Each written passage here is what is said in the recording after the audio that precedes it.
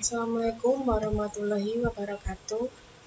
Kembali lagi bersama saya Yulia Ayun Nandasari dari kelas manajemen SKB 17D2 Universitas Telkom Kendal. Di sini saya akan memaparkan hasil dari tugas audit sistem informasi yang berjudul Pengendalian Internal dalam Sistem Informasi. Langsung saja masuk ke pembahasan. Yang pertama yaitu pengertian pengendalian internal.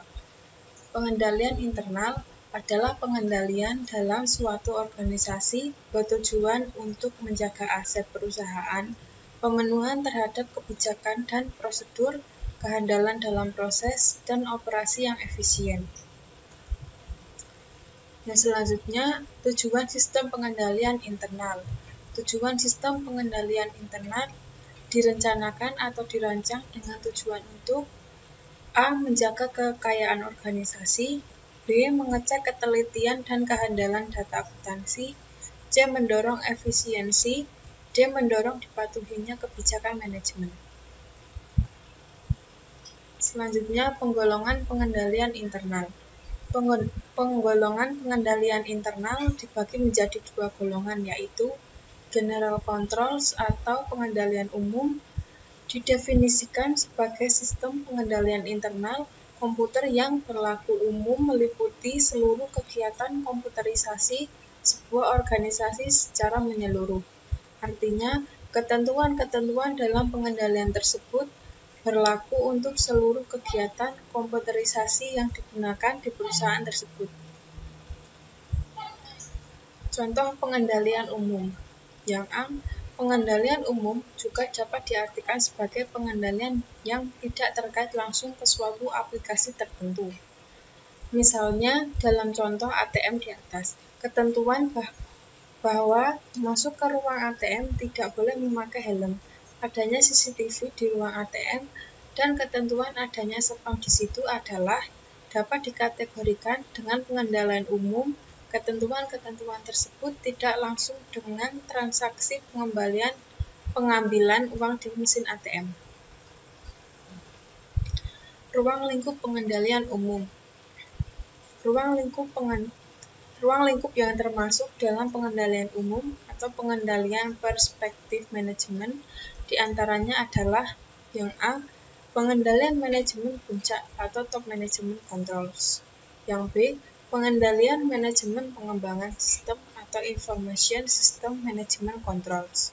Yang C. Pengendalian manajemen sumber data atau data resource management controls. Yang D. Pengendalian manajemen operasi atau operation management controls.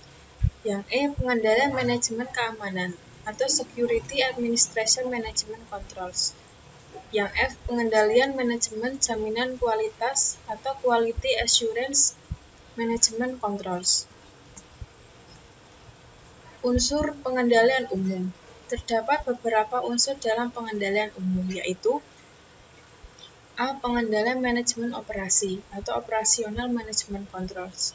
Pengendalian manajemen operasi merupakan jenis pengendalian internal yang didesain untuk pengelolaan sumber daya dan operasi IT pada suatu organisasi, bertujuan untuk menciptakan kerangka kerja organisasi, pendayagunaan sumber dan informasi, dan pembagian tugas yang baik bagi suatu organisasi yang menggunakan sistem berbasis teknologi informasi. Yang B. Pengendalian manajemen keamanan atau security management controls. Dimaksudkan untuk menjamin agar aset sistem informasi tetap aman. Berikut beberapa ancaman terhadap sistem informasi beserta penanganannya. Yang pertama, kebakaran. Penanganannya adalah memiliki alarm otomatis di ruangan, memiliki tabung kebakaran, gedung dibangun dengan bahan yang tahan api. Yang kedua, banjir.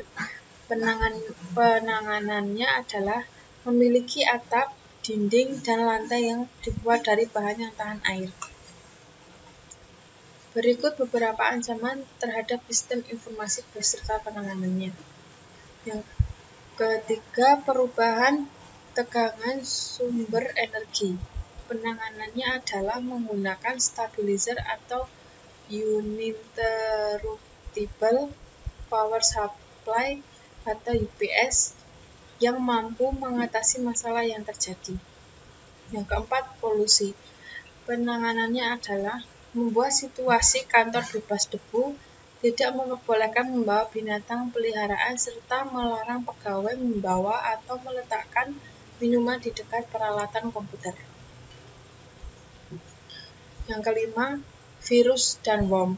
Penanganannya adalah preventif, dengan menginstal antivirus dan diupdate secara berkala, melakukan scan atas file yang akan digunakan.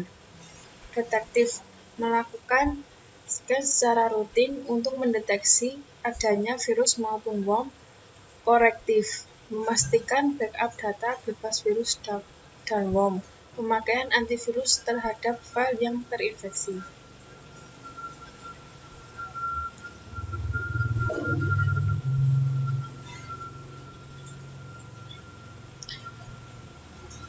Yang berikutnya, pengendalian aplikasi atau application controls adalah sistem pengendalian intern pada sistem informasi berbasis teknologi informasi yang berkaitan dengan pekerjaan, kegiatan, aplikasi tertentu. Contoh pengendalian aplikasi. Pengendalian aplikasi disebut juga pengendalian transaksi, karena didesain berkaitan dengan transaksi pada aplikasi tertentu. Misalnya, apabila nasabah akan mengambil uang di ATM, setelah memasukkan kartu akan diminta PIN, atau setelah memasukkan nilai uang yang akan diambil, ATM akan mengecek apakah saldo cukup atau jumlahnya diizinkan sesuai dengan ketentuan bank. Pengendalian berupa PIN dan limit pengambilan uang tersebut hanya berlaku di ATM, tidak berlaku di kegiatan lain. Unsur pengendalian aplikasi. Yang pertama, pengendalian batas sistem atau boundary controls. Yang kedua, pengendalian proses pengelolaan data atau proses controls. Yang ketiga, pengendalian keluaran atau output controls. Yang keempat, pengendalian file atau database atau file database control. Yang kelima, pengendalian komunikasi aplikasi atau communication controls.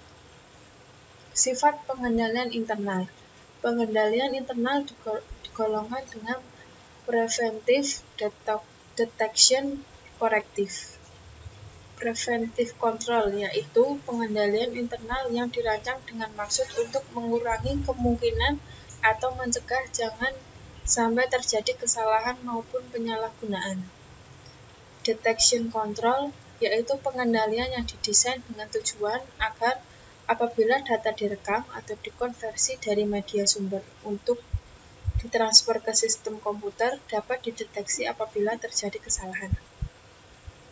Yang C, corrective control, yaitu pengendalian yang sifatnya jika terdapat data yang sebenarnya error tetapi tidak dideteksi oleh program validasi, harus ada prosedur yang jelas tentang bagaimana melakukan pembetulan terhadap data yang salah agar mengurangi kemungkinan atau kesalahan tersebut sudah benar-benar terjadi. D. Pengujian penetrasi, yaitu upaya untuk mengakses sumber daya informasi guna menemukan kelemahan-kelemahan yang ada dalam pengolahan data tersebut. Yang E. Memberikan dukungan atas pekerjaan audit keuangan yang mencakup evaluasi atas risiko dan pengendalian TI yang dapat mempengaruhi kehandalan sistem pelaporan keuangan. Yang F. Mencari kecurangan yang berbasis TI, yaitu menginvestigasi catatan-catatan komputer dalam investigasi kecurangan. Kesimpulannya yaitu, audit sistem informasi adalah proses pengumpulan dan penilaian bukti-bukti untuk menentukan apakah sistem komputer dapat mengamankan aset, memelihara integritas data, dapat mendorong pencapaian tujuan organisasi secara efektif dan menggunakan sumber daya secara efisien. Auditing adalah sebuah proses sistematis untuk secara objektif mendapatkan dan mengevaluasi bukti mengenai pernyataan perihal tindakan dan transaksi bernilai ekonomi, untuk memastikan tingkat kesesuaian antara pernyataan tersebut dengan kriteria yang telah ditetapkan, serta mengkomunikasikan hasil-hasilnya pada para pemakai yang berkepentingan. Mungkin cukup sekian penjelasan dari saya, kurang lebihnya mohon maaf. Wassalamualaikum warahmatullahi wabarakatuh.